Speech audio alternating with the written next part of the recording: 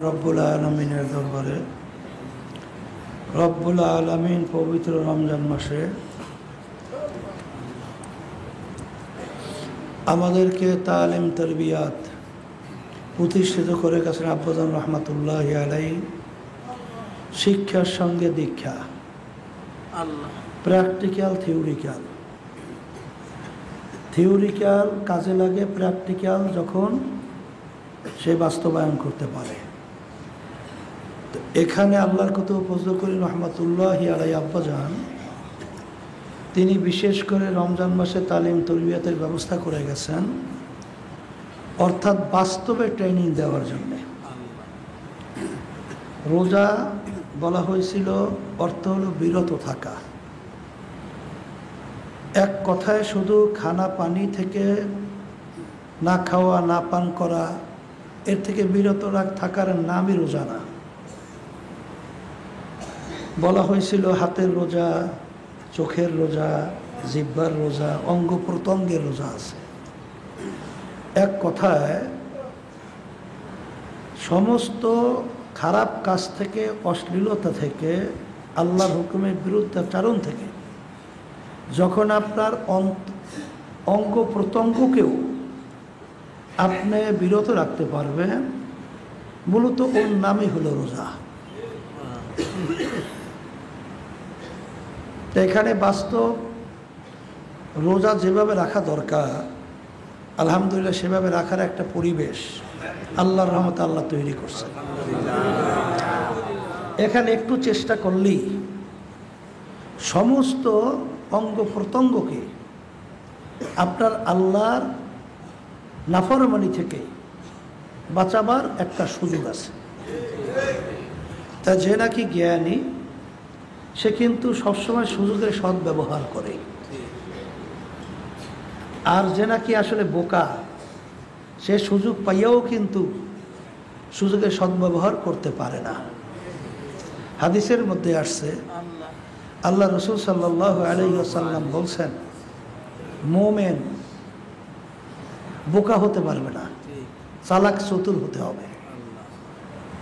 এজন্য হাদিসের ভিতরে আসছে, মোমেন এক গর্তের মধ্যে দুইবার পাছার খায় না। এক গর্ত আপনি পাছার খাইছেন, আবার বারবার ওইটাই পাছার খাবেন, এটা কিন্তু জ্ঞানী না, এটা কিন্তু বোকা। তাই মোমেন চালাক চতুর হতে হবে। মোমেন কখনো বোকা হতে পারবে না। চালাক চতুর কি? দুনিয়ার দিক থেকে টাকা কামাই করা, ক্ষমতা, বিভিন্ন কাজে ছিনাই নিয়ে আসা, সম্মান তৈরি করার কৌশল অবলম্বন করা, এই চালাক চতুর না। ন্যাক কামাইয়ের ব্যাপারে চালাক চতুর হওয়া লাগবে। অর্থাৎ যে কাজে আল্লাহ বেজার সে কাজের ব্যাপারে সতর্কতা, আর যে কাজের ব্যাপারে আল্লাহ খুশি সেই কাজের ব্যাপারে গুরুত্ব আরোপ করা। কথা ঠিক না? তাই আলোচনা করা হইতেছিল, বারবার বলা হইতেছিল, আবার স্মরণ করে দেওয়ার জন্য বলছি, যে যে ধাতু যার যত মূল্য, সেই ধাতু দিয়া কোনো বস্তু তৈরি করলে তার মূল্য তত হয়।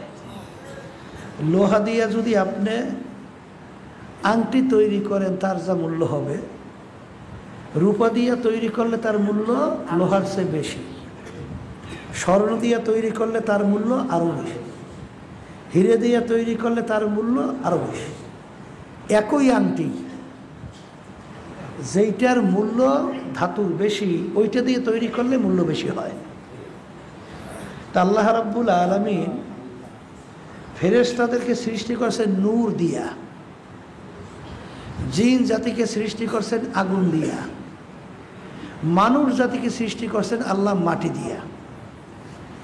ধাতুগত মূল্যের দিক থেকে নূরের মূল্য বেশি, তারপরে দ্বিতীয় পর্যায়ে আগুনের মূল্য, তৃতীয় পর্যায়ে মাটির মূল্য। কিন্তু আল্লাহ রাব্বুল আলামিন ঘোষণা করছেন যে আমি যত মাখলুকাত সৃষ্টি করছি এর ভিতরে সর্বশ্রেষ্ঠ সম্মানিত করে মানুষকে সৃষ্টি করছি। অর্থাৎ মানুষ সৃষ্টির সেরা, অর্থাৎ মানুষ সর্বশ্রেষ্ঠ সম্মানিত, আশরাফুল মাখলুকাত বলা হয়। কিন্তু আপনি যদি দুনিয়ার হিসাব আনতে দেখার দৃষ্টিতে বাহ্যিক দিক থেকে যদি আপনি হিসাব করেন, কিন্তু ধাতুগত দিক থেকে মানুষের মূল্য হওয়ার কথা ছিল একেবারে নিচ, ফেরেশতার সম্মান হওয়ার কথা ছিল বেশি, মধ্যম পর্যায়ে জিন জাতি, আর একেবারে শেষ পর্যায়ে মানব জাতি। মানুষ শ্রেষ্ঠত্ব হওয়ার কারণ কি, এই চিন্তাটা কিন্তু মানুষ করবে, এটা কিন্তু গরু করবে না, ছাগল করবে না, ভেড়া করবে না, অন্য অন্য চতুষ্পায় জানোয়ার করবে না। এই চিন্তার শক্তি কিন্তু আল্লাহ রাব্বুল আলামিন দান করছেন মানুষের মধ্যে। কথা ঠিক না? তাহলে মানুষ সম্মানিত কেন বারবার বলা হয়? আব্বাজান বলতেন, আমরাও বলছি, এইটা যদি আল্লাহর রহমতে একবার ভিতরে বসে যায় তাহলে আল্লাহর রহমতে কামিয়াব। কারণ বারবার বলা হইতেছে যে একটা মোবাইল, ছোট্ট একটা বস্তু পকেটে সামাই হয়, ওর মূল্য লক্ষ লক্ষ টাকা হয়। আর একটা মাদার গাছের আলমিরা অনেক বড় প্রকৃতির হওয়ার পরেও ওর মূল্য কিন্তু 1000-1200 টাকার বেশি হয় না। কারণ কি, ওই মোবাইলের ভিতরে এমন একটা শক্তি, যে শক্তির মাধ্যমে তামাম দুনিয়ার থেকে ও সমস্ত সংবাদকে ক্যাচ করে, ওই তামাম দুনিয়ার যে কোনো প্রান্তে কথা বলে, এই দেশে বসে দেখাও যায়, শোনাও যায়, কথাও বলা যায়, ঠিক না? এই শক্তিটার কারণে ওর মূল্য। কিন্তু মোবাইলে পার যদি ফুরিয়ে যায়, মেকার যদি বলে যে এইটা আর কোনো কাজে লাগবে না, তখন কিন্তু ফেলাইয়া দেওয়া ছাড়া কারো কোনো গতি থাকে না। তখন কিন্তু ওই যে মাদার গাছের আলমিরার দাম কিন্তু বাইরে যায়, ঠিক না? আল্লাহ রাব্বুল আলামিন বলছেন, ওয়ালাকাদ কাররামনা বানি আদম। আবার আল্লাহ রাব্বুল আলামিন এক পর্যায়ে বলেন যে উলাইকা কাল আনআম বাল হুম আদাল। এইটা বোঝা লাগবে, আর আল্লাহর কাছে দোয়া করেন এই বুঝ যেন আল্লাহ আমাদের ভিতরে ঢুকে দেন। আল্লাহ বলছেন সৃষ্টির সেরা মানুষ। আবার আল্লাহ রাব্বুল আলামিন কোরআনুল কারীমের ভিতরে বলতেছেন সবচেয়ে নিকৃষ্ট, সবচেয়ে একেবারে খারাপ তাও কিন্তু মানুষ। তাইলে এই মানুষ সম্মানিত হওয়া, শ্রেষ্ঠত্ব অর্জন করা এবং খারাপ হওয়া কিসের উপরে ভিত্তি কইরা, এইটা বোঝার জন্য, বোঝাবার জন্যই, এই বাস্তব ট্রেনিংয়ের জন্যই আল্লাহর কুতুব ফজলুল করিম রহমাতুল্লাহি আলাইহি আব্বাজান এই তালিম তরবিয়তের ব্যবস্থা করে গেছে। কথা ঠিক না? তাইলে বোঝা গেল, সবসময় মনে রাখা লাগবে, বংশের দিক থেকে, শিক্ষার দিক থেকে, সম্পদের দিক থেকে, সম্মানের দিকে ভিত্তি কইরা মানুষের সম্মান কিন্তু বাড়ে কমে না। এই মানুষ সম্মানিত হওয়ার পিছনে একটা কারণ হলো আল্লাহ রাসূল সাল্লাল্লাহু আলাইহি ওয়াসাল্লাম সংক্ষেপে পরিচয় দিয়েছেন, আলা ওয়া ইন্না ফিল জাসাদি মুদগাহ ইদা সলুহাত সলুহাল জাসাদু কুল্লু ওয়া ইদা ফাসাদাত ফাসাদাল জাসাদু কুল্লুহু আলা ওয়াহিয়াল কলব। প্রত্যেকটা মানুষের মধ্যে আল্লাহ রাব্বুল আলামিন একটা স্পেশাল গোশতের টুকরা দান করছে। ওই গোশতের টুকরা যখন ভালো হয়ে যায়, ওই মানুষটা এক পর্যায়ে ফেরেশতার চেয়েও সম্মানিত হয়ে যায়। আর ওই গোশতের টুকরাটা খারাপ হতে হতে এক পর্যায়ে ওই মানুষটা একেবারে নিকৃষ্ট জানোয়ার শূকরের চেয়েও খারাপ হয়ে যায়। ওই গোশতের টুকরার নাম হলো কলব। গোশতের টুকরার নাম কি? এক কথায় সবসময় মনে রাখতে হবে, যার কলব ভালো সে ভালো মানুষ, যার কলব খারাপ সে খারাপ মানুষ। কথা ঠিক কিনা? এখন এই কলব ভালো হয় কিসে, খারাপ হয় কিসে, এইটি নিয়ে আলোচনা সবসময় চলতেছে। বিশেষ করে তালিম তরবিয়াতেও বিশেষভাবে বারবার আলোচনা করা হইতেছে। এই কলবের উল্লেখযোগ্য 10টা রোগ আছে। এর ভিতরে একটা রোগের নাম বলা হয়েছিল তাকাব্বুরি। তাকাব্বুরি শব্দের এক কথায় বাংলা অর্থ হলো নিজেকে বড় মনে করা, নিজেকে বড় মনে করা। আমি অমুকের চেয়ে বড়, আমি অমুকের চেয়ে ভালো। এই বড়র দিক বিভিন্ন দিক থেকে হইতে পারে, বিভিন্ন দিক থেকে হইতে পারে। এক কথায় ইবাদতের দিক থেকে আমি অমুকের চেয়ে অনেক বেশি ইবাদত করতে পারি, অনেক বেশি ইবাদতগিরি, অনেক বেশি। সবসময় মনে রাখবেন, ইবাদতের মাধ্যমে কি পার পাওয়ার সম্ভাবনা আছে? আল্লাহ রসুল সাল্লাল্লাহু আলাইহি ওয়াসাল্লাম একদিন সাহাবাই কেরামদেরকে বলতেছিলেন, হে আমার সাহাবারা, আল্লাহর রহমত ছাড়া কেউ বেহেশতে যেতে পারবে না। আল্লাহর রহমত ছাড়া কেউ বেহেশতে যেতে পারবে না। সাহাবাই কেরাম বললেন, হে আল্লাহ রসুল সাল্লাল্লাহু আলাইহি ওয়াসাল্লাম, আপনিও কি আল্লাহর রহমত ছাড়া বেহেশতে যেতে পারবেন না? আল্লাহ রসুল সাল্লাল্লাহু আলাইহি ওয়াসাল্লাম বলেন, হে আমার সাহাবারা, আমিও আল্লাহর রহমত ছাড়া বেহেশতে যেতে পারবো না।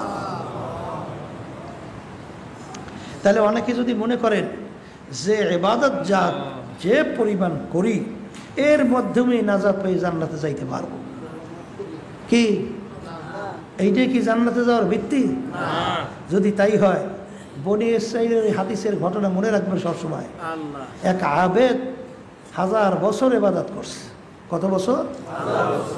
সারা রাত্র তাহাজ্জুদের ভিতরে দাঁড়াই আল্লাহকে ডাকছে, দিনের রোজা রাইখা আল্লাহকে বিভিন্ন কায়দায় ডাকছে, কোরআন কারীম তেলাওয়াত করছে, তাসবিহ তাহলিল আদায় করছে। এক কথায় আল্লাহ যা যা খুশি তাই করছে। এরকম কত বছর? 1000 বছর। 1000 বছর। এখন এরকম ইবাদত করার পরে তার ভিতরে একটা ভাব তো আসারই কথা যে এর বিনিময়ে জান্নাতে যাইতে পারবো, নাজাত পাইয়া নাজাত পাইয়া যাবে। হাদিসের ঘটনা, কিয়ামতের ময়দান আল্লাহ রাব্বুল আলামিন জাহান্নামের যে আগুন জ্বালাবে, এই আগুনের পাশে আল্লাহ ফেরেশতাদেরকে হুকুম করবে, ওই জাহান্নামের আগুনের পাশে নিয়ে বান্দাকে দাঁড় করো, যেখান থেকে আগুনের ধাপটা লাগে। আগুন জ্বালাইলে পাশে একটা আগুনের ধাপ লাগে না? ওখানে দাঁড় করো। তা আগুনের পাশে যদি দাঁড় করা হয়, আগুনের ধাপ পৌঁছতে পৌঁছতে স্বাভাবিকভাবে একটা পর্যায়ে কলিজা শুকিয়ে যায়, গলা শুকিয়ে যায়, তখন পানির জন্য অস্থির। ওই আল্লাহর বান্দাকে যখন দাঁড় করা হবে, আগুনের ধাপ পৌঁছতে পৌঁছতে যখন নাকি একটা পর্যায়ে পানির জন্য চিৎকার করা শুরু করবে, যেমন নাকি পানির পিপাসা লাগলে তো বোঝেন, এই অনেক সময় গরমের দিন রোজা রাখছেন, ওদিকে খেতে খামারে মাঠে ময়দানে কাজও করতেছে, ওই গলা শুকাইয়া এই মাগরিবের আগে আগে মনে হয় যেন পুষ্কুনি দেখলো, এক পুষ্কুনি পানি মনে হয় 30টা মেটবে না। এরকম ঘটনা অনেক সময় ঘটে যায় না? যারা কাজ করে তারা বোঝে। আপনারা আলহামদুলিল্লাহ আল্লাহ অনেক আরামে রাখছে, টের পাই না। কিন্তু যারা কাজ করে তারা বোঝে রোজার কয় দিন আর কয় মিনিট আর কয় ঘন্টা। কথা ঠিক না? তো এখন রোজা রাইখা তো ঠিক ওই পানির পিপাসায় তো অস্থির কি পরিমাণ হয় বোঝে।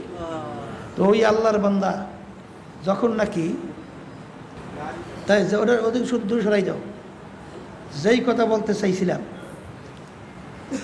যে যখন দাঁড় করবে ওই আল্লাহর বান্দার ভিতরে আগুনের ধাপ পৌঁছতে পৌঁছতে এক পর্যায়ে গলা শুকাইয়া কলিজা শুকাইয়া যখন পানির যদি চিৎকার পড়তে থাকবে, আল্লাহ রাব্বুল আলামিন ফেরেশতাদেরকে বলবেন, যাও বান্দার কাছে গেলাস পানি নিয়ে যাও।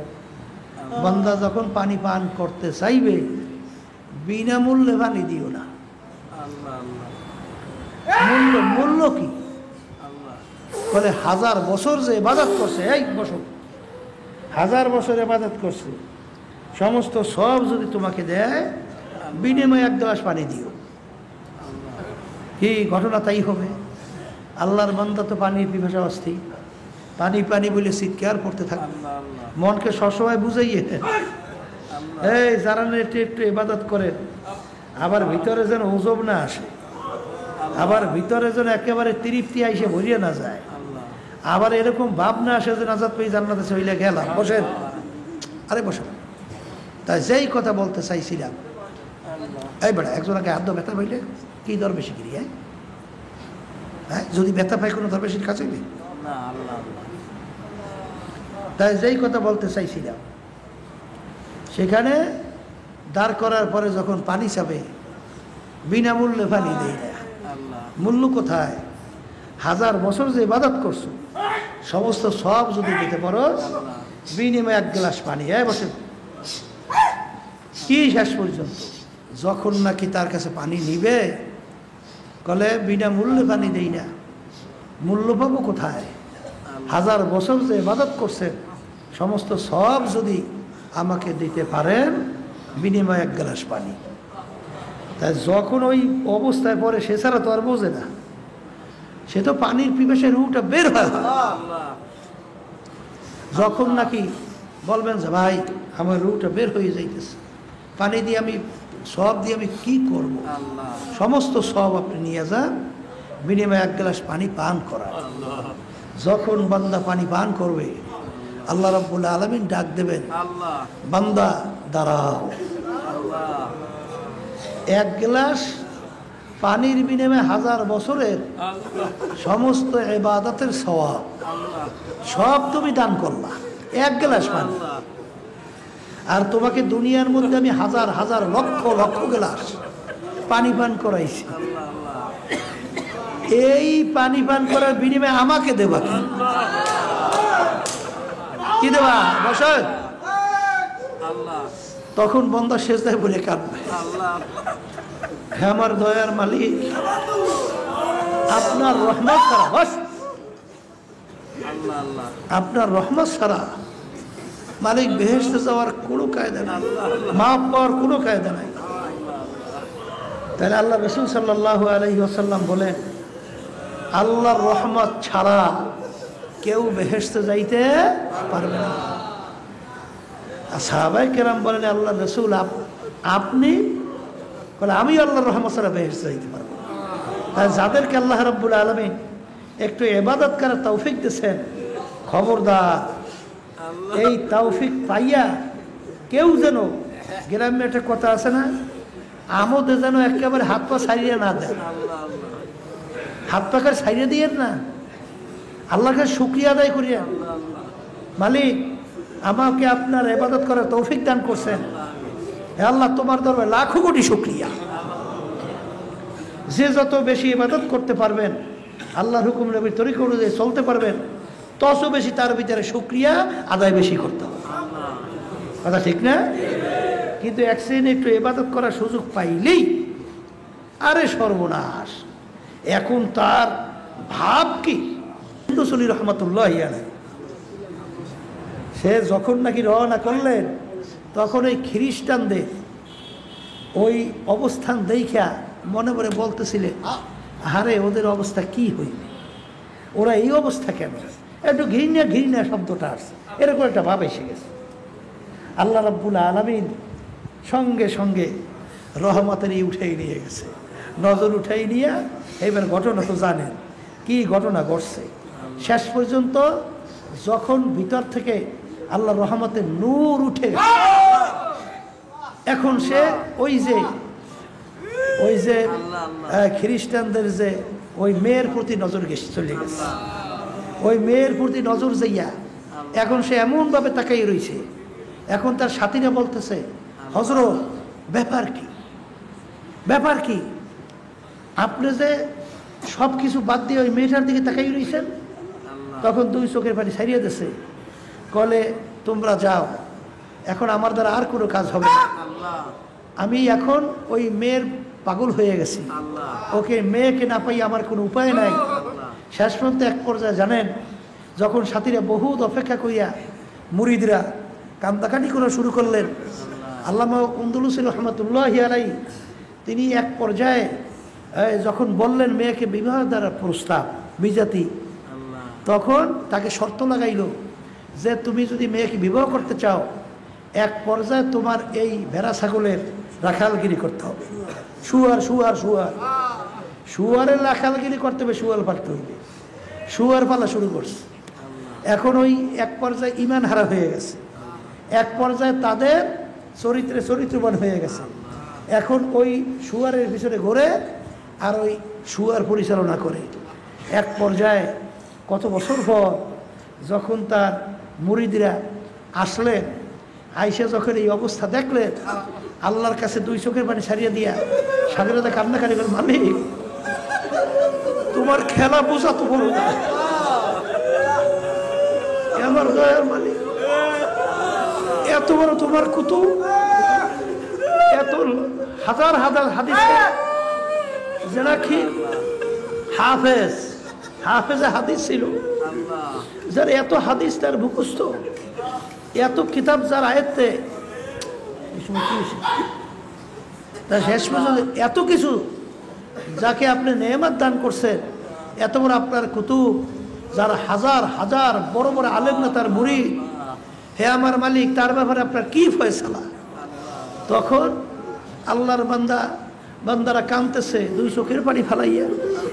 তখন আল্লাহ রাব্বুল আলামিন তাদের দোয়া কবুল করে ফেলছে। কবুল করে ফেলার পরে হঠাৎ দেখে তার ভিতর থেকে কেমন জানি কালো একটা এর মতো উড়িয়ে গেছে। উড়িয়ে যাওয়ার পরেই তিনি জবান থেকে বের করলে কালেমাতে লা ইলাহা ইল্লাল্লাহু মুহাম্মাদুর রাসূলুল্লাহ সাল্লাল্লাহু কালেমা পড়ে গোসল করলেন। গোসল হইয়া তারপর তিনি আবার পোশাক আদি পরিবর্তন করিয়া তখন তিনি আইসা যখন ওই সাগরের মুরিদ জিজ্ঞেস করে, হুজুর আপনি তো এত হাদিসের হাফেজ ছিলেন, আপনার কি হাদিস মোটেও মুখস্থ আছে? বলে না, আমার কোনো হাদিস মুখস্থ নাই, আমার কোরআন কারীমের কোনো আয়াত মনে নাই, আমার কোনো দিনের কোনো মাসালা কিছু মনে নাই, তবে একটা আয়াতটা জানি হাদিস শুধু মুখস্থ আছে, কি জানি এটা ভুলে গেছি। তা যাই হোক, কথা বলতেছিলাম যে শুধু এইটাই মনে আছে। এই জন্য আল্লাহর রহমত ছাড়া কেউ বেহেশতে যাইতে পারবে না। আল্লাহ ইবাদত করার তৌফিক দান করছেন। এই জন্য কেউ আমাদের বুক বাসাইয়া হাত পা ছাইরা দিয়েন না, কারণ এই আন্নাসু কুল্লুকুম হালকা ইল্লাল আমিলুন, সমস্ত মানুষ ধ্বংসপ্রাপ্ত, একমাত্র আলেম ছাড়া। এই সমস্ত আলেম ধ্বংসপ্রাপ্ত, ইল্লাল আমিলুন, যারা আমলকারী তারা ছাড়া সমস্ত আলেম ধ্বংসপ্রাপ্ত, সমস্ত আমলকারী ধ্বংসপ্রাপ্ত, ইল্লাল মুখলিসুন, যারা নাকি আমল করবে একমাত্র আল্লাহকে রাজি খুশির উদ্দেশ্যে, মানুষকে দেখাবার জন্য না। মানুষ দরবেশ বলবে, মানুষ ওরকম প্রশংসা করবে, অমুকে অমুক টমুক সমুক বলবে, এর জন্য ইবাদত করবে না। ইবাদত করবে একমাত্র আল্লাহকে রাজি খুশির উদ্দেশ্যে। এইটাকে বলা হয় ইখলাস। এটাকে বলে কি? এই ইখলাস সবসময় আয়াত শরীফ তেলাওয়াত করা হয় না? কি হয়? কুল ইন্না সলাতি ওয়া নুসুকি ওয়া মাহইয়ায়া ওয়া মামাতি লিল্লাহি রাব্বিল আলামিন, আমার নামাজ রোজা সহ সমস্ত ইবাদত একমাত্র আল্লাহকে রাজি খুশির উদ্দেশ্যেই, এর নাম হল ইখলাস। তা আমার সমস্ত কার্যক্রম আমল কার জন্য হবে? একমাত্র আল্লাহর জন্য হবে। আবার যারা না ইখলাসওয়ালা, যারা মুখলেস, তারাও বড় বিপদের মধ্যে আছে, বড় বিপদের মধ্যে। বড় বিপদের মধ্যে কি দেখেন, আল্লাহ রাব্বুল আলামিন তো কোরআনুল কারীমের ভিতরে বলছেন, ওয়ালা নাবলুওয়ান্নাকুম, অবশ্যই অবশ্যই আমি আমার বান্দাবান্দীদেরকে পরীক্ষা করবই করব। কি করবে? পরীক্ষা করবেই করবে। তাই পরীক্ষা পাস না করিয়া কেউ জাহান্নাম থেকে মুক্তি পাওয়া যাবে না, বেহেশতে যাওয়া যাবে না। তাই পরীক্ষা করবেই করবে। তাই পরীক্ষা যেহেতু করবেই, তাই আব্বাজান রহমাতুল্লাহ আলাইহি কথা বলতেন, মালিক আপনি যখন পরীক্ষা করবেনই, তাই যেই পরীক্ষা পাশ করতে পারবো ওই পরীক্ষা করি, যেই পরীক্ষা পাশ করতে পারবো না ওই পরীক্ষা আপনি করি। এর জন্য আল্লাহর কাছে সবসময় দোয়া করা লাগবে, কারণ আল্লাহর রহমত ছাড়া কেউ বেহেশতে যাইতে পারবে না। এই জন্য কথা বলা হইতেছিল, যেই কলবের রোগ, এইটা সাইরে আমাদেরকে কবরে যাওয়া লাগবে। আর মানুষের সম্মান বাড়ে কমে, ওই যে কলব, যেটাকে ওই গোশতের টুকরা, আল্লাহ রাসূল সাল্লাল্লাহু আলাইহি ওয়াসাল্লাম বলছেন, যার ভালো সে ভালো মানুষ, আর যার কলব খারাপ সে খারাপ মানুষ। সেদিন করে বলছিলাম, ওই যে আল্লাহ রাসূল সাল্লাল্লাহু আলাইহি ওয়াসাল্লাম সাহাবায়ে কেরামদেরকে নিয়ে বলতেছিলেন, বসা মসজিদের ভিতরে ঢুকতেছেন, এক সাহাবা আল্লাহ হাবিব বলতেছেন, তোমরা বেহেশতি লোক দেখতে চাইলে বললেন তাকে দেখে নাও। এই সাহাবায়ে কেরাম তাকাই দেখলেন, এক আল্লাহর বান্দা ঢুকছে, এই কেতকুরের বিতেলে জুতা, ওদিকে উজু করছে, পানি বাইয়ে বাইয়ে পড়ে। আবার পরদিনও ঘোষণা করেন আল্লাহর হাবিব, বেহেশতি লোক দেখতে চাইলে দেখো ঢুকতেছে। দেখে একই ব্যক্তি, তৃতীয় দিন ঘোষণা করে বেহেশতে লোক দেখতেছে দেখে নাও, দেখে একই ব্যক্তি, ব্যাপার কি? তখন আপনারা তো জানেন যে এক সাহাবা, সে কি তার আমল দেখার জন্যে তিনি যখন গেলেন, তার মেহমান হলেন, এক পর্যায়ে দেখে এশার নামাজ পড়েই এরবার দোয়া হয়ে আল্লাহুম্মা বিইসমিকা আমুতু ঘুমিয়ে গেছে। আবার ফজর রক্ত হয়েছে, উঠায় কি এইবার দোয়া পড়ছে, হ্যাঁ আলহামদুলিল্লাহি আহিয়ানা বা'দা মা আমাতানা ওয়া ইলাইহিন নুশুর।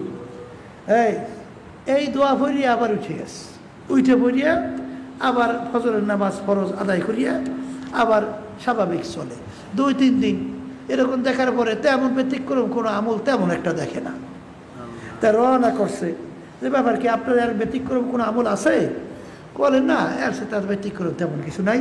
বলতে আর একটা আমল আছে, আমার দিলটা পরিষ্কার, আমার কলবটা কি একেবারে পরিষ্কার ঝকঝকে, কলবের ভেতর হিংসা নাই, অন্যকে ক্ষতি করা এই ধরনের কোনো চিন্তা কলবের মধ্যে নাই, হিংসা কলবের মধ্যে নাই, তাকাব্বুরি নাই, কলবের ভিতর রিয়া নাই, হব্বে মাল নাই, কলবের ভিতর লোভ নাই, কলবের ভিতরে অন্য অন্য যেই রোগগুলা কলব ধ্বংস করে দেয়, মানুষকে ধ্বংস করে দেয়, এই রোগ মানে কলবটা ভালো, কলবটা কি ভালো। তখন সাহাবা বলতেছেন, আসলে আল্লাহ রাসূল সাল্লাল্লাহু আলাইহি ওয়াসাল্লাম তাকে যে বেহেশতের সুসংবাদ দিয়েছে, আসলে বাস্তব হলো তার কলবটা ভালো হওয়ার কারণেই আসলে সে বেহেশতের সুসংবাদ পাইছে। আর আপনার সমস্ত আমল নির্ভর করবে আপনার কলবের উপর ভিত্তি করিয়া, কথা ঠিক কিনা? এর জন্য এই যে কলবের রোগগুলো বলতেছিলাম, তাকাব্বুরি, আমি বড়, আমি ভালো, এই রোগটা কলব থেকে দূর করা লাগবে, কথা ঠিক কিনা? শোনেন, আপনার আমি তো আল্লাহ একটু ইবাদত করার তৌফিক দিয়েছেন, পীর বানাইছে, মুক্তি বানাইছে, আল্লাহ একটু আলহামদুলিল্লাহ আলেম বানাইছে, মুহাদ্দিস বানাইছে, ইমাম বানাইছে, চেয়ারম্যান বানাইছে, একটু মেম্বার বানাইছে, একটু সম্পদের মালিক বানাইছে। এইটা হওয়ার পরে আপনার আমি তো একেবারে তছনছ, মনে হচ্ছে ওরে সর্বনাশ। ওমর ফারুক রাদিয়াল্লাহু তাআলা আনহু অর্ধেক দুনিয়ার রাজত্ব করছিলেন, বাংলাদেশের মধ্যে প্রায় 200 দেশের রাজা। দেখেন নিজেকে নিজে কেমন ছোট করছেন, নিজেকে নিজে কি মনে করতেন। জেরুজালেম রওনা করছে, জেরুজালেম উটের পিঠে গোলাম উটের রশি টানে, হ্যাঁ গোলাম উটের রশি টানে। আমিরুল মুমিনিন ওমর ফারুক রাদিয়াল্লাহু তাআলা আনহু উটের পিঠে বসা, কথা বুঝেন।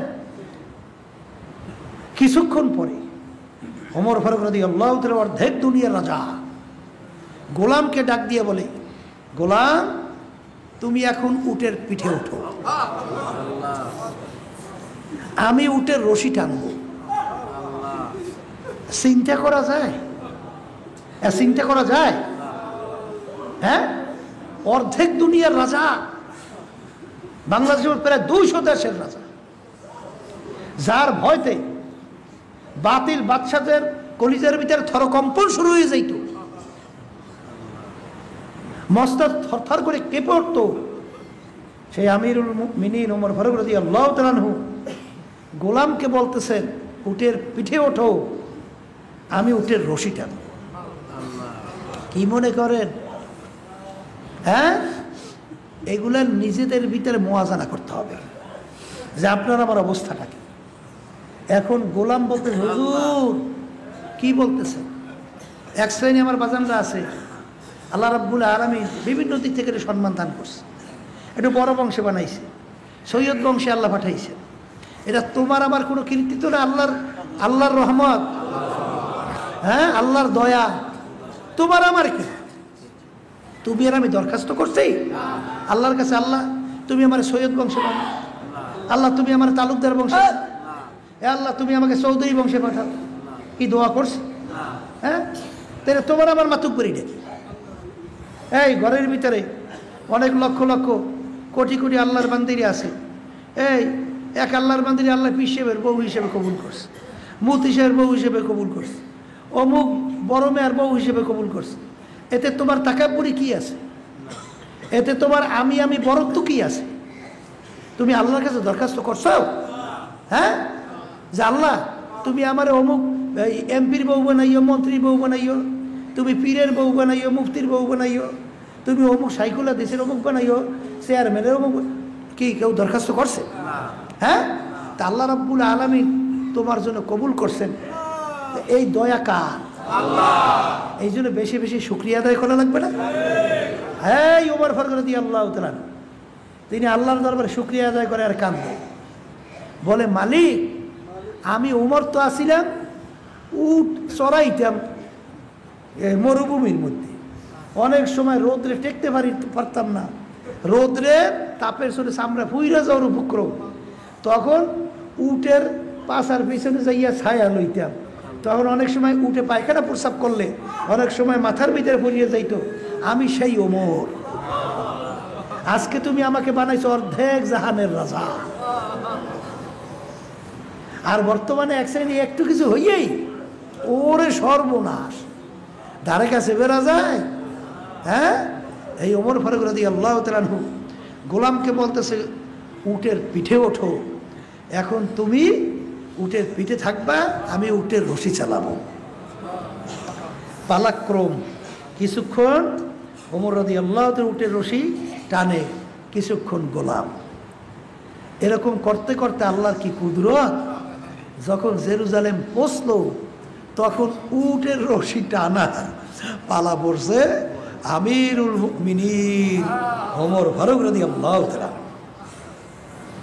এখন লোকজন তো আমিরকে চেনে না, নতুন জায়গা, তারা অপেক্ষা করতেছে আমির আসবে, তাকে অভ্যর্থনা জানাবার জন্য আহলান সাহলান মারহাবা মারহাবা আমিরুল মুমিনিন।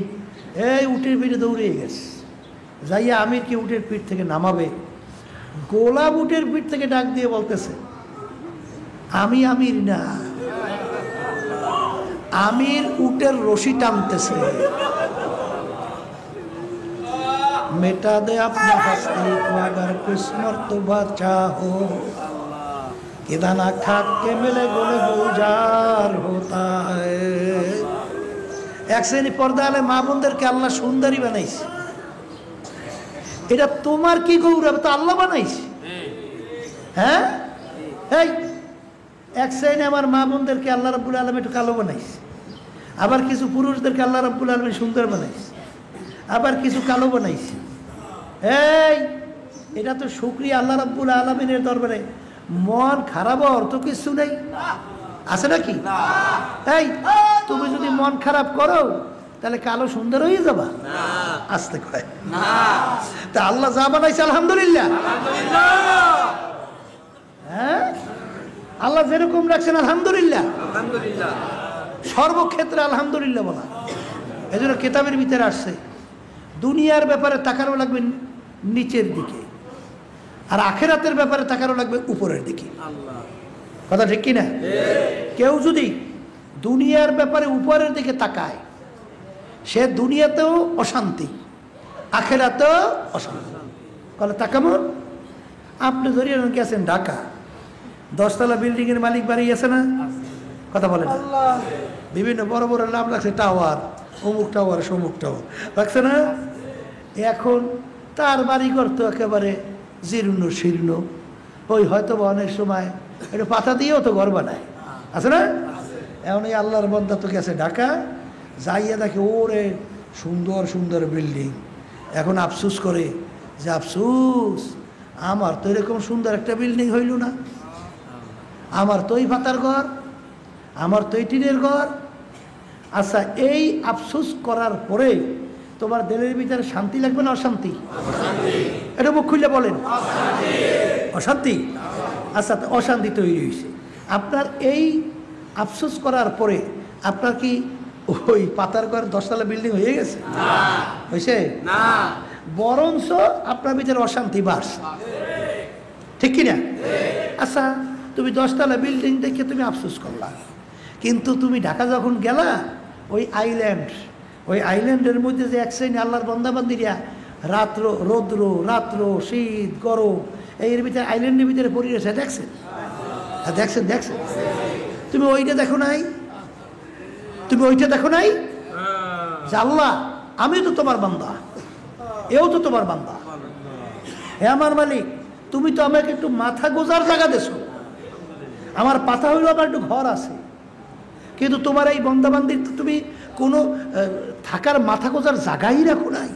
ওরা তো জায়গা ওদের আইল্যান্ডের মধ্যে, আজকে রোদ্রে নিষেধের মধ্যে ওরা কষ্টে চামড়া পুড়ে কালো হয়ে গেছে। মালিক, তার সে তো আমাকে তুমি অনেক ভালো রাখছো, বলেন তার সে তো তুমি আমাকে অনেক ভালো রাখছো। যখন আপনি এই কথা বলবেন, অন্তরের ভিতরে শান্তি বাড়ছে না কমছে? হ্যাঁ, বাড়ছে। তাইলে শান্তি বাড়ছে, ওই আফসোস করলে শান্তি বাড়ে না, কমে, বরং আখিরা তো শেষ, দুনিয়াও শেষ। আর যদি আপনি আল্লাহ শুকরিয়া আদায় করেন, মালিক তুমি আমার সে হাজার হাজার ওরকম ওরকম মানুষের চেয়ে অনেক ভালো লাগছো, শান্তি বাড়ে না কমে? আরে এরকম ঘটনা আছে না নাই? অনেক দিনদার আল্লাহওয়ালা, অনেক সর্বনের মুজাহিদ রিক্সা চালায়, কি চালায়? আল্লাহর রহমতে তাদের ফুর্তি আনন্দের কোনো শেষ নাই। যদি জিজ্ঞাসা করে ভাইজান কেমন আছেন, এমন একটা হাসি দেয়, দিয়ে বলে আলহামদুলিল্লাহ, ভাইজান আল্লাহ আমাকে অনেক ভালো লাগছে, শান্তির কোনো শেষ নাই। হ্যাঁ, আর এক শ্রেণীর বড় লোক দেখবেন মুখ খালি কালাই, মুখ খালি কালুই। কিরে বেটা, কিরে কেমন আছো, বলে বইলেন না, টেনশনের শেষ নাই। কি নাই? টেনশনের শেষ নাই। তাহলে তোমার এই সম্পদ দিয়ে হইবে কি? তোমার টেনশনই যায় নাই। আর সম্পদ আর যাহা কিছু সব তো অন্তরের শান্তি মূল, তো অন্তরের শান্তি তোর নাই, তাই তুই সম্পদ দিয়ে করস কি? এই জন্য দিনদার আল্লাহওয়ালা, তাদের আল্লাহ দুনিয়াতেও শান্তিতে রাখছে। তোমরা বুঝবা না, দুনিয়াদাররা বুঝবা না, এই অন্তরের শান্তি আলাদা। আব্বাজান রহমতুল্লাহ আলাই বারবার বলতেন, 3 জিনিস আল্লাহ শান্তি রাখছে। দুনিয়া কয় জিনিস? 3 জিনিসের শান্তি। একটা হলো স্বামী স্ত্রীর শান্তি, বলেন, আর একটা হলো খাওয়ার শান্তি, আর একটা হলো ঘুমের শান্তি। আল্লাহ রাব্বুল আলামিন দুনিয়াদার ধনীদের একজনকে একটা শান্তির একটাও দেয় নাই, একটাও দেয় নাই। পরীক্ষা করিয়া দেখে, কথা ঠিক কিনা? কলে তা কেমন? সিংহবাগ বড় লোকদের স্ত্রীদের ভিতরে ভেজালের শেষ নাই। শোনেন, বড় লোক অনেক অফিসাররা সারাদিন অফিসে কাজ করছে, ঘরে আসে একটু শান্তির জন্য না, ঘরে সারাদিন কাজ করে আসার পরে যদি ঘরের স্ত্রী একটা সুন্দর হাসি দিয়ে সালাম দেয়, সারাদিন কষ্ট মুহূর্তের ভিতরে পানি হয়ে যায়, কথা ঠিক কিনা? আর ঘরের ভিতরে সারাদিন কষ্ট করার পরে, সারাদিন খেতে খাবার কাজ করছেন, সারাদিন ব্যবসা বাণিজ্য করছেন, সারাদিন অর্থ উপার্জনের জন্য চেষ্টা করছেন, দৌড়েছেন, এই সারাদিন ব্যবসা কাজে হিসাব নিকাশ করি টুরিয়া, এইবার ঘরের মধ্যে গেছেন, যাওয়ার পরে দেশে মুখে একটা বেটকানি, বেটকানি দিয়েই, হ্যাঁ সারাদিন কি জানি আনছো, কি আনছো, মানে শুকরিয়া নাই। এই কোন আল্লাহর বান্দা তার ঘরের জন্য, তার বউর জন্য, তার বাইয়ে বলার জন্য কোনোদিন খারাপ জিনিস আনতে চায়? হ্যাঁ, তার তো সাধ্য অনুযায়ী চেষ্টা করে একটু ভালো জিনিস নেওয়ার জন্য। আর ওই দুনিয়াদারটা ওর মনে পছন্দই হয় না, বলে আনছো কি দেশে বেটকানি, এত কষ্ট কইরা সে তো খুশি হইয়া সুন্দর মতো ওইটা নেছে। আরে তোর যদি পছন্দ নাও হয়, তবু তো জোর করে একটা হাসি দিবি, আলহামদুলিল্লাহ যাই আছেন ভালো, আলহামদুলিল্লাহ আলহামদুলিল্লাহ, তুই কত কয় টাকা? হ্যাঁ, ভ্যাটকানি মারতে অসুবিধা মোটেও ভুল করে না, বুঝছেন? তো ভ্যাটকানি মারলে আহারে কলিজের ভিতরে একটা তীরের মতো আঘাত করছে, কথা ঠিক না? শেষ পর্যন্ত ওই আব্বাজান রহমতুল্লাহ আলাই কয়, অধিকাংশ বড় লোকরা মাইল্যা হয়, মাইল্যা কি কয় জানি, হয় ওই বউ, এই মাউরা ওই মাউরা যাওয়ায় ওর পরে শেষ পর্যন্ত বলে, এই চাবি দাও, গাড়ির চাবি দাও। বলে ঘটনা কি? কিছু কইতেও পারে না যে আমি একটু করিয়ে আসবো, চিত্ত বিনোদন মানে হানিমুন করিয়ে আসি, বুঝলেন নাই? ওদিকে সারাদিন বেড়ায় কাজ করিয়া ঘরে আসছে, সুন্দর কথা তো দূরের কথা, প্রত্যেকটা কথা চামড়া ফোরাই নিয়া, করে যে আঘাত লাগুন নিয়া। ওরা কোনো মহিলার চরিত্র, কোনো মহিলা? ও তো একটা খবিস। কোন কথায় স্বামী খুশি হয়, কোন কথায় স্বামী আনন্দ পায়, এইটা যেই মহিলা শেখে না, যেই মহিলা জানে না, ওরা একটা খবিস প্রকৃতির মহিলা। কথা বোঝেন নাই? আর স্বামীর দোষ তো থাকতেই পারে। আবার এক শ্রেণীর পুরুষ আছে, স্ত্রী যত ভালো ধরনের কাজ করুক, যত তার খেদমত করুক, আবার খেদমত করলে তোর মাথায় ওঠে, ওরা একটা খবিস, ওই পুরুষটা একটা খবিস। কথা ঠিক না ঠিক? দুষ্ট প্রকৃতির পুরুষ। ওর আমল যদি ঘরের ভিতরে ওর যদি সুন্দর ব্যবহার না থাকে, ওরা কোনো মানুষের মধ্যেই না। কথা ঠিক কিনা? আল্লাহ রাসূল সাল্লাল্লাহু আলাইহি ওয়াসাল্লামের ব্যাপারে আল্লাহ বলছেন যে আল্লাহ রাব্বুল আলামিন বলছেন যে আমি আপনাকে সৃষ্টি করছি উত্তম চরিত্রের অধিকারী করিয়া। কথা ঠিক কিনা? ইন্নাকা লাআলা খুলুকিন আযীম, ইন্নাকা লাআলা খুলুকিন আযীম, উত্তম চরিত্রের অধিকারী। উত্তম চরিত্র কেমন? আয়েশা সিদ্দিকা রাদিয়াল্লাহু তাআলা আনহা বলেন, এবং তার যত আম্মাজানরা আমাদের ছিলেন, তাদের কাছে আপনি যখন তার আল্লাহর হাবিবের আলোচনা শুনবেন, সাহাবায়ে কেরামদের আলোচনা যখন শুনবেন, এমনকি গোলাম আল্লাহর হাবিবের যে খেদমত যারা করছেন তাদের যখন আলোচনা শুনবেন, এর চেয়ে উত্তম চরিত্রের মানুষ দ্বিতীয় দুনিয়াতে ইতিহাসে দেখা যায় না। কথা ঠিক না বেঠি? আমার আব্বাজান রহমাতুল্লাহি আলাইহি দেখতাম, আমাকে পুরুষের মধ্যে আমারও দোষ আছে, এটা খালি আপনার মধ্যে তা না, আমাদের মধ্যেও আছে। আব্বাজান রহমাতুল্লাহি আলাইকে দেখতাম বাড়ি আইসা, আম্মাজান রহমাতুল্লাহি আলাইহা তিনি পিঠা বানাইতেন, আব্বাজান তার সহযোগিতা করতেন, নিজে ওই পিঠা বানাবার খামির কয়না খামির, ওই খামির নিজে বানাইয়ে দিত। কথা বলছেন? আবার যাই আব্বাজান রহমাতুল্লাহ দেখছি তার কাজ আগাইয়ে দিত। অনেক সময় দেখছি আম্মাজান একটু অসুস্থ হয়ে নিজে তার কাপড় চোপড়ও ধুইয়ে দিত। আর আপনার আমার চরিত্রটা কি হয়েছে, কি চরিত্র বানাইছে? এখন এই দোষ তো আমাদেরও আছে, আল্লাহ মাফ করুক, এই দোষ থেকে আল্লাহ আমাদের সবাইকে বাঁচান। এই ঘরের ভিতরে যখন আপনি একটা জিনিস আগাইয়া যখন দেবেন, তখন দেখবেন ওই স্ত্রী, আপনার স্ত্রী তো জানে যে সে তো সবল মানুষ, শক্তির দিক থেকে সবল, পুরুষ সব দিক থেকে শক্তিশালী না, কিন্তু যদি আপনি তাকে অনেক সময় কাজটা একটু আগাইয়া দেন, আপনি একটু বিভিন্ন কাজে সহযোগিতা করেন, তাকে একটু পানিটা আগাইয়া দেন। আব্বাজান রহমাতুল্লাহি আলাইকে দেখছি, আল্লাহ এই চরিত্র আমাদের ভিতরে আপনি পয়দা করে দেন। আমরা যখন খাইতে বসতাম তখন অনেক সময় পানির পিপাসা লাগছে, এখন আব্বার পাশে পানি, এখন আব্বার কাছে কেমনে বই, আল্লাহ আব্বা পানি দেন, কেমনে বলি, কিন্তু আব্বাজান রহমাতুল্লাহি আলাই বসছে পানি লাগবে, তখন নিজে পানি আগাইয়া আমাদের সামনে দিত। দেখেন যে কিভাবে তিনি আচরণটা করতেন, চরিত্রটা কেমন ছিল।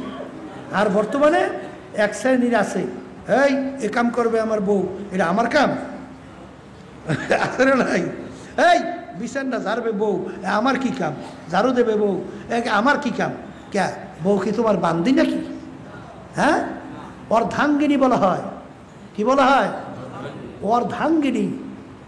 অর্থাৎ আব্বাজান রহমাতুল্লাহি আলাই অনেক সময় ঘরের ভিতরে বলতেন, ওই যে আমাদের বউ সম্পর্কে, যে ঘরের মাহাজন, ঘরের মাহাজন, ঘরের মাহাজন, এদের এরকম মেয়েদেরকে বললে তাদের মনকে বড় করতে হয়, নাহলে তুমি তাদের থেকে ভালো ব্যবহার পাবা না। আর যদি তাদেরকে দুর্বল করিয়েই রাখো, তাহলে কিন্তু করবে ঠিক, আন্তরিকতা পাবা না। আবার এই কাম করতে যাইয়া ওই কথা মনে রাখেন, কিন্তু বান্দরের কেসা, বান্দরের কেসা বুঝেন তো? বুঝেন নাই? ওই যে বাদশা বান্দর ভাবতে, বাদশা বানর ভালে। এখন ওই যখন নাকি তিনি ওই রাজপ্রসাদে ওই কি কয়, যখন সিংহাসনে বসত, তখন বসার সময় বানরের রাজ থেকে ছোট্ট বাড়ি দিয়ে এইবার বসত, আর বারোটা পাশে বসে থাকতো, বুঝলেন? এখন ওই মন্ত্রী সহ তারা বলে বাদশাহ এই জুলুমটা করে কা, এইটার উপর একটা বাড়ি দেখা, বুঝলেন, এটা শেখার জন্যে। তাই শেষ পর্যন্ত কলে বাদশাহ আমনে বানরটার এরকম দৈনিক একটা ছোটো ছোটো বাড়ি দেখ। কলে বোঝো নাই, তা ঠিক আছে দেখবো আরে। তাই পরদিন আর বাড়ি দেয় নাই। তাই বানর তো ওই জায়গায় বসে থাকতো, বাড়ি না খাই আসতে একটু পাশে বসে। পরদিন আবার বাড়ি দেয় নাই, আর একটু পাশে আইসি। পরদিন আবারও বাড়ি নাই, আস্তে আস্তে এখন আইসা লাভ দিয়ে কোলে বসে, কোলে বসে বাড়ি টেনে দেয় নাই, এখন লাভ দিয়ে মাথায় উঠছে। বানর লাভ দিয়ে মাথায় ওঠার পরে কি বুঝতো যে ঘটনা কে ঘটাই। তবে এই কথার মাধ্যমে আবার ওই বউকে আবার মারবেন তা বলি নাই, ওটার শাসন কিভাবে করতে হয় এটা নিজের বুঝতে হবে। আবার এই কথা মনে করি আবার বউদের উপরে জোর পাই আবার বিভিন্ন ধরনের খারাপ আচরণ করিয়েন না। ওরা বুঝতে হইবে নিজে যে কিভাবে তাকে নিয়ন্ত্রণে রাখতে হইবে। আবার স্ত্রী ও স্বামীর সঙ্গে খালি খারাপ ব্যবহারই না, আবার ভালো ব্যবহার কিভাবে ব্যবহার করতে হবে, কিতে খুশি হবে এইটাও স্ত্রী খেয়াল রাখতে হবে। এই জন্য হাদিসের মধ্যে আসছে অলি জাসাদিক অলি জাউজিকে হাক্কুন অলি অলি আলাইকে হাক্কুন হাক্কুন, যে আল্লাহ রসুল সাল্লাল্লাহু আলাইহি ওয়াসাল্লাম বলেন স্বামীরও স্ত্রীর প্রতি হক আছে, স্ত্রীরও স্বামীর প্রতি হক আছে। এই হক আমাদের জানা লাগবে, সেই অনুযায়ী আমাদের চলতে হবে। কথা ঠিক কিনা? যদি এইভাবে আমরা চলতে পারি তাইলে দেখবেন দুনিয়াতেও শান্তি, আখিরাতেও শান্তি।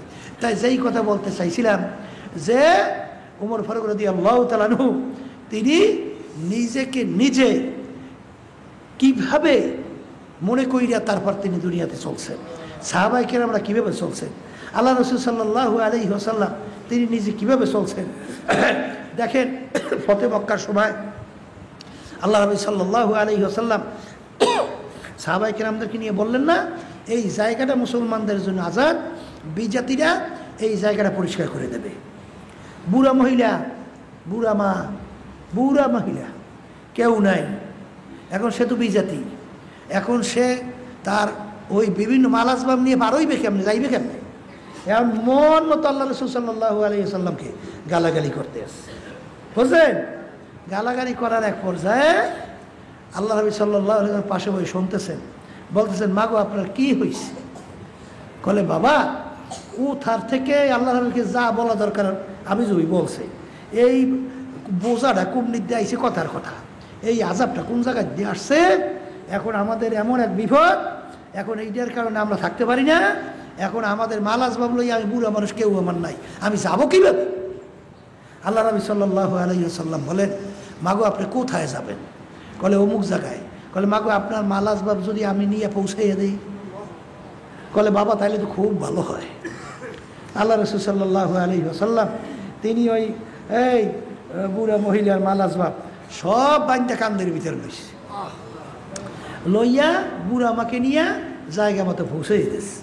এখন বলতেছে বুড়া মা, বাবা তোমার মতো এরকম একটা লোক যদি আজকে সমাজের পরিচালক হতো তাহলে বাবা মানুষ যে কত শান্তি পাইতো তার কোনো শেষ নাই।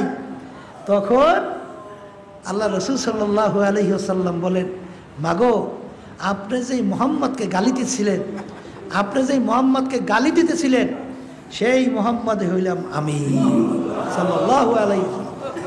তখন বুড়া মা শুই না ভয়তে অস্থির, যার ভয়তে সব অস্থির সেই মুহাম্মদ তুমি? বলে হ্যাঁ আমাকে। হে আল্লাহর বান্দি, আল্লাহ রাব্বুল আলামিন আমাকে দুনিয়াতে পাঠাইছেন মানুষকে কষ্ট দেওয়ার জন্য না, আল্লাহ আমাকে পাঠাইছেন আমার সাল্লাকা ইল্লা রাহমাতাল লিল আলামিন, আল্লাহ আমাকে শান্তির দূত হিসাবে পাঠাইছেন। আমার ব্যাপারে আপনাকে মিথ্যা শুনাইছে, আপনাকে ভুল বুঝাইছে, আমি মানুষকে কষ্ট দেওয়ার জন্য আসি নাই।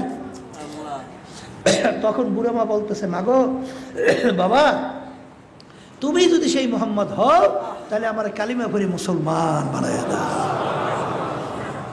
এই হলো মুসলমানদের চরিত্র।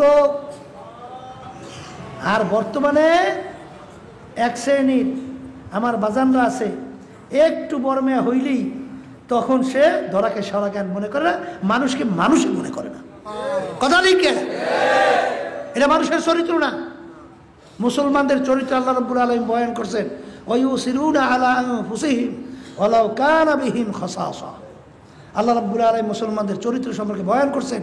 ইয়ারমুকের যুদ্ধ বারবার বলা হয় যে আবু জহম রাদিয়াল্লাহু তাআলা আনহু তিনি যখন তার স্বাস্থ্য ভাই আহত অবস্থায় যখন নাকি ইয়ারমুকের যুদ্ধের ভিতরে পইরে আসে, পানি পানি করে চিৎকার করতেছেন, তখন তাকে পানি পান করার জন্যে আবু জহম রাদিয়াল্লাহু তাআলা যখন কাছে গেলেন পানি পান করবেন, এমন সময় দূর থেকে এক আল্লাহর বান্দা আহত অবস্থায় পইরে আছে যুদ্ধের ময়দানে, তিনি বলতেছেন পানি। এই কথা শোনার পরে তিনি ওই স্বাস্থ্য ভাই তিনি পানি পান না কইরা তিনি বলতেছেন, ভাই আমার চেয়ে আমার ভাই পানির বেশি প্রয়োজন, তার কাছে নিয়ে যাও। যখন তার কাছে নিয়ে গেল সে পানি পান করবে, এমন সময় দূর থেকে আর এক আল্লাহর বান্দা জোর ডাক দিয়ে উঠলো পানি। সে বলতেছে, ভাই আমার চেয়ে আমার ভাই পানির বেশি প্রয়োজন, তার কাছে নিয়ে যাও। যখন তার কাছে গেল, যাইয়া দেখে তৃতীয় আল্লাহর বান্দা আর দুনিয়ার মধ্যে দুনিয়ার থেকে বিদায় নিয়ে শাহাদত বরণ করছেন। দৌড়েই আসে দ্বিতীয় আল্লাহর বান্দার কাছে, আয়সা থেকে তিনিও শাহাদত বরণ করছেন। দৌড়েই আসে স্বাস্থ্য ভাইয়ের কাছে, আয়সা থেকে তিনিও শাহাদত বরণ করছেন। ইন্তেকালের সময় পানির কত প্রয়োজন, ওই সময়ও তার চেয়ে তার ভাইয়ের স্বার্থের অগ্রাধিকার দিচ্ছেন আল্লাহ রাব্বুল আলামিন। এই ঘটনার পরিপ্রেক্ষিতে এই আয়াত আল্লাহ নাজিল করেন, ওয়ায়ুসিরুনা আলা আনফুসিহিম ওয়ালাউ কানা বিহিম খাসাসা। মুসলমানদের চরিত্র হলো নিজের স্বার্থের চেয়ে তার অন্য ভাইয়ের স্বার্থের অগ্রাধিকার দেয়, একে বলা হয় মুসলমানদের চরিত্র। আর বর্তমানে এক শ্রেণীর আমাদের দেশে আমরা কি দেখি যে ওই যে চরিত্র, ওই যে কুত্তার চরিত্র, হিংসা, লোভ, অন্তরের রোগ। কথা ঠিক কিনা? হিংসার কারণে দেখবেন যে অমুকে উন্নতি হইতেছে, ওরা সহ্যই করতে পারে না, তখন ওর পিছনে লাগে, লাইগা ওকে কিভাবে ধ্বংস করবে, তখন কেস কামারিতে লাগিয়ে যায়।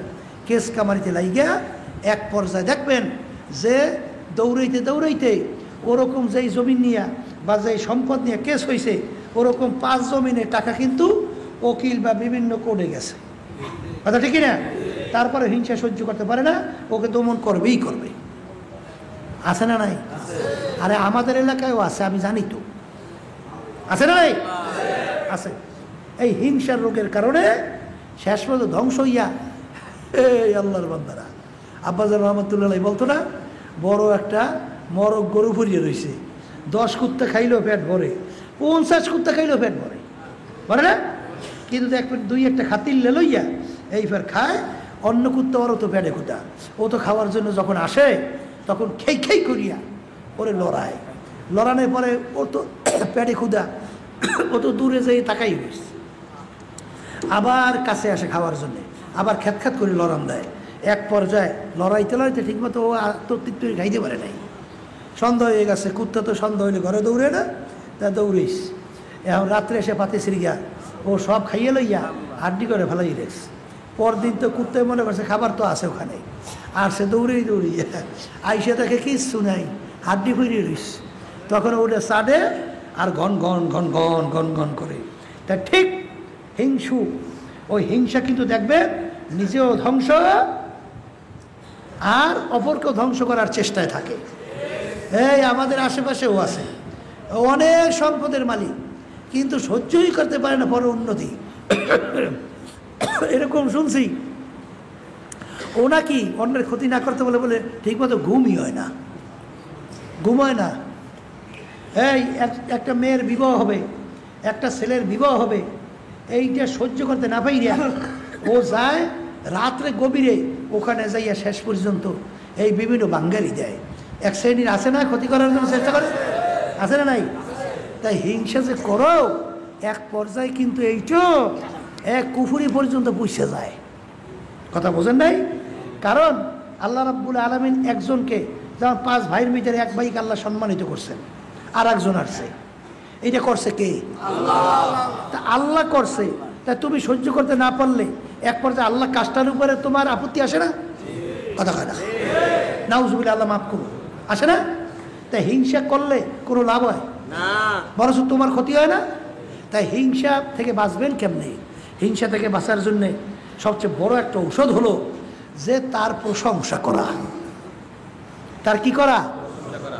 মনে চাইবে না, কষ্টের শেষ নাই। বলছি তো বড় সহজ, কিন্তু যে যাকে দেখতে পারে না তার মুখ থেকে তার প্রশংসা করা, এ চারটিখানি কথা মনে করছে। এমন হয় যে রহুটা বাইরে হয়ে যেতে চায়, তারপর প্রশংসা বের হইতে চায় না। কিন্তু এই রোগ থেকে তো বাঁচা লাগবে, নাহলে সমস্ত আমল শেষ। জোর করে হইল তার প্রশংসা করতে হবে। করতে করতে আল্লাহর ফজল করবে, এক সময় দেখবেন যে আপনার ভিতর থেকে আল্লাহর রহমতে আস্তে আস্তে হিংসা দূর হইতে থাকবে। আর আল্লাহর কাছে সবসময় দোয়া করতে হবে, আর সবসময় নিজের দুর্বলতাকে, গুনারকে সবসময় মনে করতে হবে যে আল্লাহ, আমি যে অমুককে হিংসা করি, যদি তুমি আমাকে মাফ না করো তাহলে জাহান্নামের শিকল তো আমার হাতে পায়ে লাগবে, তখন আমার কি অবস্থা হবে। নিজের গুনার কথা মনে করিয়া নিজেকে সবসময় ছোট মনে করিয়া রাখা, এই হিংসা দূর করা লাগবে। হিংসা করলে লাভ হয়? নিজের কোনো লাভ হয়? এই জন্য সবসময় আব্বাজান একটা কথা বলতেন না, যেই ব্যক্তি আল্লাহ জ্বালায় সেই ব্যক্তি অন্য কেউ নিবাইতে পারে? বর্তমানে এক শ্রেণী বেরোইছে, চরমনাই বলে দেখতেই পারে না। আরে চরমনাইয়ের মধ্যে এক শ্রেণী চরমনাই বাসী আছে, মানে আমাদেরকে সহ্যই করতে পারে না। কি যে কারো আল্লাহ ভালো জানে, আর ওই আল্লাহর বান্দা বান্দি জানে। কথা ঠিক না বেটি? আমাদের আশেপাশেও কিছু আছে, কথা বলছে, কেমনে ক্ষতি করবে খালি এই চিন্তেই থাকে। আল্লাহ যদি এই ওর ক্ষতি না করে, তুমি আর আমি পারি না, হ্যাঁ? আর তুমি হিংসা করতেছো, লাভটা হইবে কি? কোনো লাভ হবে? ওই যে আব্বাজান একটা উদাহরণ দিয়ে বলতে না পারবা, দাদাজান রহমতুল্লাহ আলাই, আমাদের বাড়ি ছিল তো পশুরি ঘাটি, ওই যে বরিশালের এই পাশে, হ্যাঁ? দাদাজান এখানে আসছেন, তা আসার পরে এই বামপাশি আমাদের আব্বাজানের নানাজান আহসানুল্লাহ সাহেব রহমতুল্লাহ আলাই, তার বাড়ি দাদাজানের মামা। দাদাজান রহমতুল্লাহ আলাই তার মামা তো বোন একমাত্র মেয়ে, তাকে বিবাহ করছিলেন, কথা বলছেন। তাই সেখানে দাদাজান আসার পরে প্রথমে এই তরিকার কাজ শুরু করছে।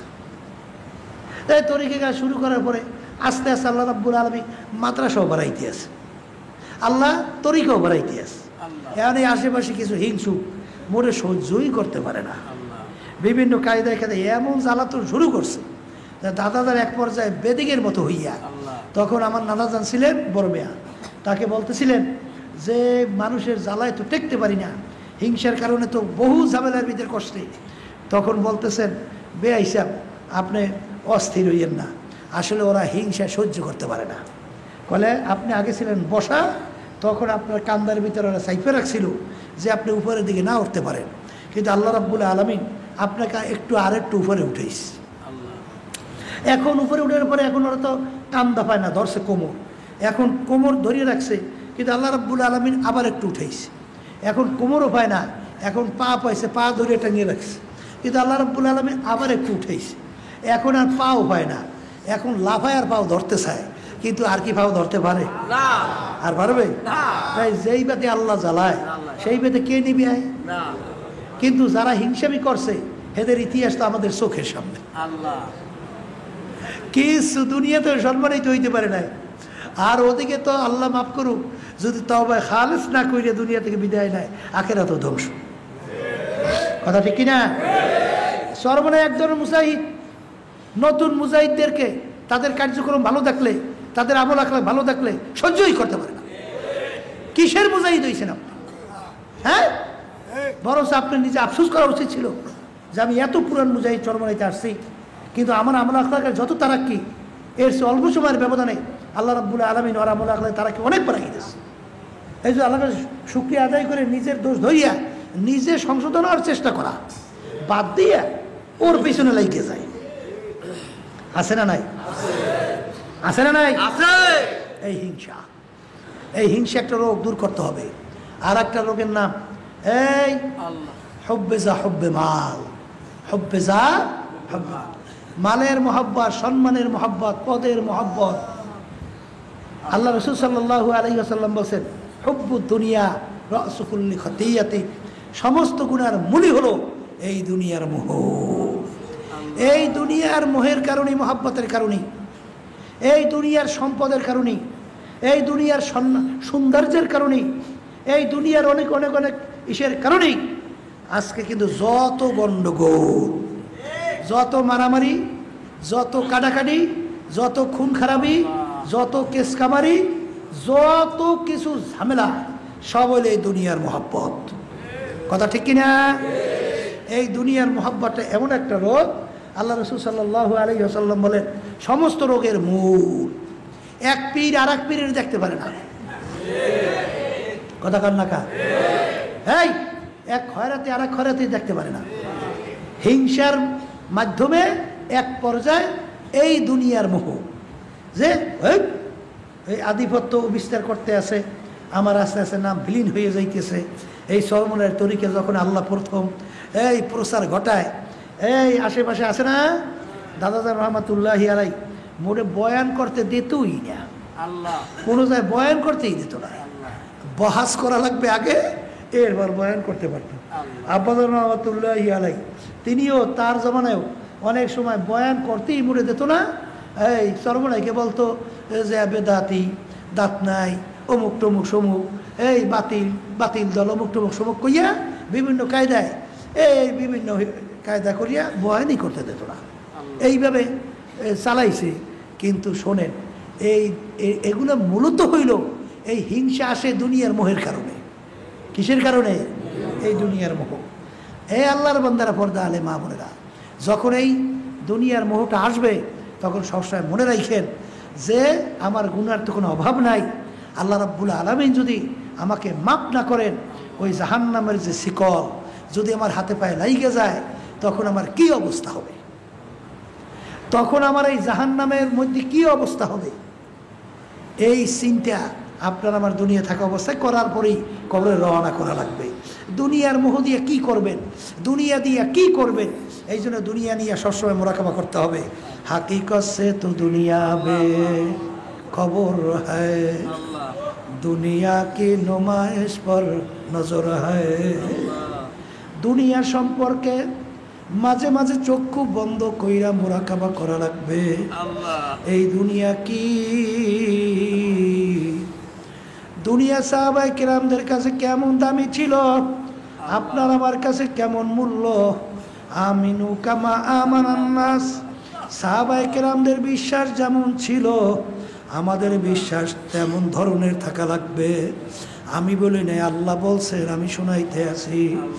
একদিন হঠাৎ আবু বকর সিদ্দিক রাদিয়াল্লাহু তাআলা আনহু, ওমর ফারুক রাদিয়াল্লাহু তাআলা আনহু পেটের ক্ষুধার জ্বালায়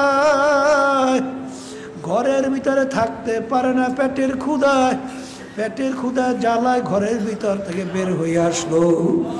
আল্লাহ নবী সাল্লাল্লাহু আলাইহি ওয়াসাল্লাম তিনিও ঘরের ভিতর থেকে বের হলো। আল্লাহ নবী জিজ্ঞাসা করে, আবু বকর, ওমর, ঘর থেকে কেন বাহিরে আসছো?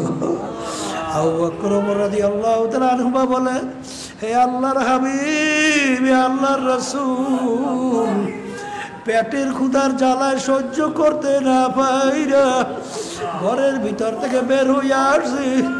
তখন আল্লাহর হাবিব বলেন, আবু বকর, ওমর, যেই পেটের ক্ষুধায় তোমাদেরকে ঘর থেকে বের করলো, ওই পেটের ক্ষুধায় আমাকেও ঘর থেকে বের করছে। আমিও ক্ষুধার্ত। আল্লাহু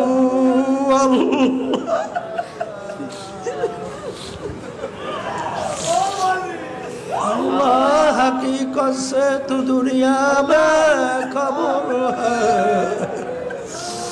दुनिया की नुमाइश पर नजर है।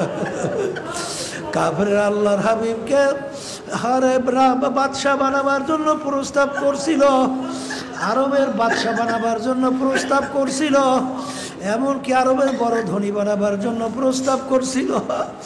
আরবের ভিতরে সুন্দরী, সবচেয়ে সুন্দরী মেয়েকে বিবাহ দেওয়ার জন্য প্রস্তাব করছিল। কিন্তু তাদের কাছে দুনিয়ার মূল্য কেমন ছিল, তোমার আমার কাছে দুনিয়ার গুরুত্ব কেমন?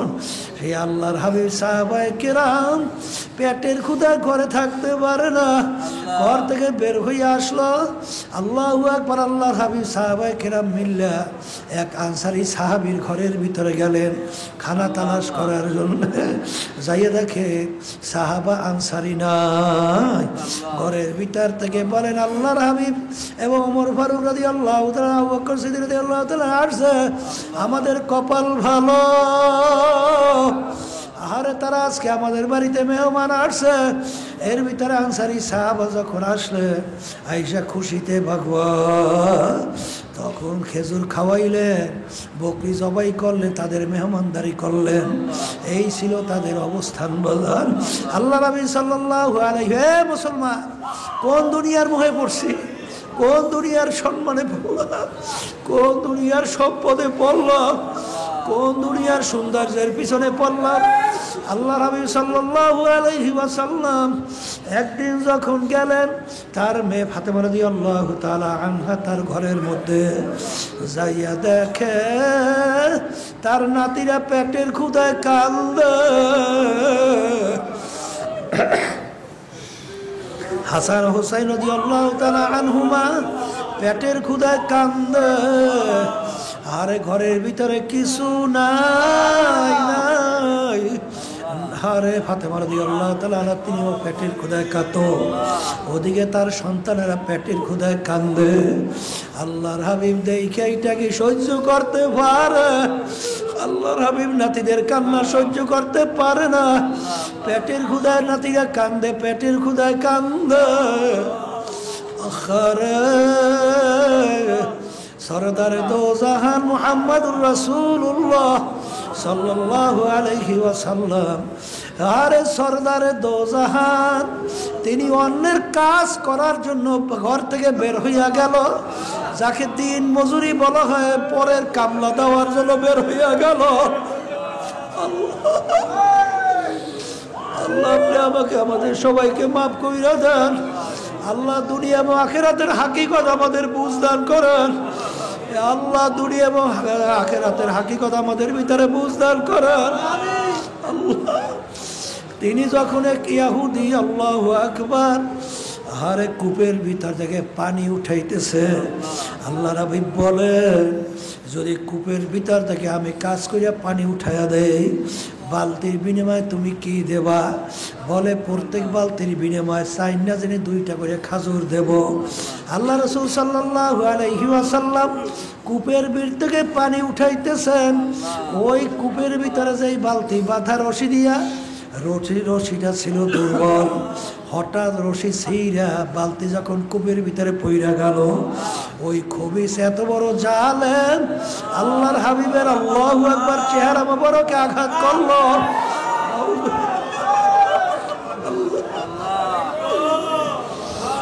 আল্লাহ আপনি আমাকে আমাদের সবাইকে মাফ কইরা দিয়েন। हकीकत से तू दुनिया बेखबर है,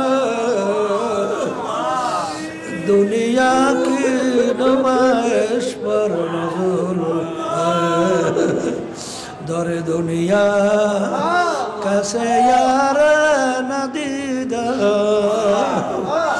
अगर दीदा बज़ अल्लाह न दीदा। এ দুনিয়াদার পাগল, কোন দুনিয়ার পাগল হইছো? কোন সম্পদের পিছনে পড়ছো? কোন সম্মানের পিছনে পড়ছো? কোন সৌন্দর্যের পিছনে পড়ছো? আল্লাহ নবী সাল্লাল্লাহু আলাইহি ওয়াসাল্লাম জাহেরা হাতখানা বাহিরে রাখলেন, বাতিনি হাতখানা পানির ভিতরে ঢুকাইয়া দিলেন। ঢুকাইয়া হারে কূপের গভীর তল থেকে বালতি উঠে নিয়ে আসলেন। নিয়ে আইসা বাইদা আল্লাহর হাবিব সাল্লাল্লাহু আলাইহি ওয়াসাল্লাম বাকি কাজ কইরা খেজুর নিয়ে নিজে খাইলেন।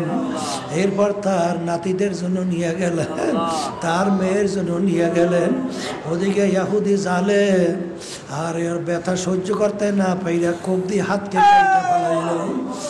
আরে আল্লাহর হাবিব সাল্লাল্লাহু আলাইহি ওয়াসাল্লাম আরে তার নাতিদেরকে খাওয়াইলেন, মেয়েকে খাওয়াইলেন, নিজে খাইলেন। সরদারে দো জাহান, যাকে সৃষ্টি না করলে আল্লাহ কিছু সৃষ্টি করতেন না।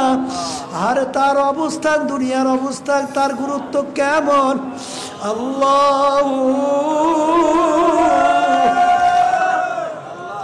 তোমার আমার দুনিয়ার গুরুত্ব কেমন।